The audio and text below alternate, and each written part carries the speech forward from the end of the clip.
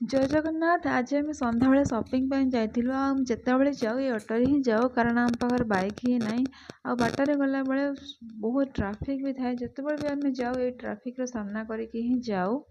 ସେଠି ପହଞ୍ଚି ସାରିଲା ପରେ ଇଏ ଗୋଟେ ବଡ଼ ବାସ୍କେଟ୍ଟେ ନେଇକି ଆସିଥିଲେ। ମୁଁ କହିଲି ଏତେ ବଡ଼ ବାସ୍କେଟ୍ କାହିଁକି ଆଣିଛ, ଗୋଟେ ଛୋଟ ବାସ୍କେଟ୍ ଆଣ, ଆମର କିଛି ବେଶୀ ଜିନିଷ ନେବାର ନାହିଁ। ତାପରେ ଆମେ ସେକେଣ୍ଡ ଫ୍ଲୋର୍କୁ ଯାଇଥିଲୁ। ସେକେଣ୍ଡ ଫ୍ଲୋର୍ରେ ଖାଲି କପଡ଼ା ଆଉ କିଛି ଫୁଟୱେୟାର୍ ଥିଲା। ତ ରଘୁ ପାଇଁ ଗୋଟେ ଛୋଟ ଟି ସାର୍ଟଟା ଦେଖୁଥିଲେ ନେବା ପାଇଁ। ସେଠୁ ଆଣି ସାରିଲା ପରେ ଫାର୍ଷ୍ଟ ଫ୍ଲୋର୍କୁ ପଳେଇ ଆସିଥିଲେ। ରଘୁ ଖୋଜୁଥିଲେ ପରଫ୍ୟୁମ୍, କେଉଁଠି ଅଛି ଗୋଟେ ପରଫ୍ୟୁମ୍ ନେବି, ପାଉନଥିଲେ।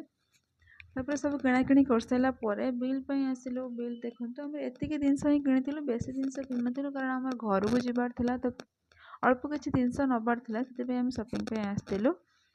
ଫେରିଲା ବେଳେ ରଘୁ କହୁଛନ୍ତି କି ଏତେ ବିଲ୍ ହେଇଗଲା, କ'ଣ ଆଣିଲ କି ଏତେ ବିଲ୍ ହେଇଗଲା। ମୁଁ କହିଲି ମୁଁ କିଛି ଆଣିନି, ତମେ ଯାହା ଆଣିଛ ମୋତେ କିଛି କୁହନି। ଫେରିଲା ପରେ ମୁଁ ଟିକେ ରେଷ୍ଟ କରୁଛି। ଶୁଭରାତ୍ରି ସମସ୍ତଙ୍କୁ।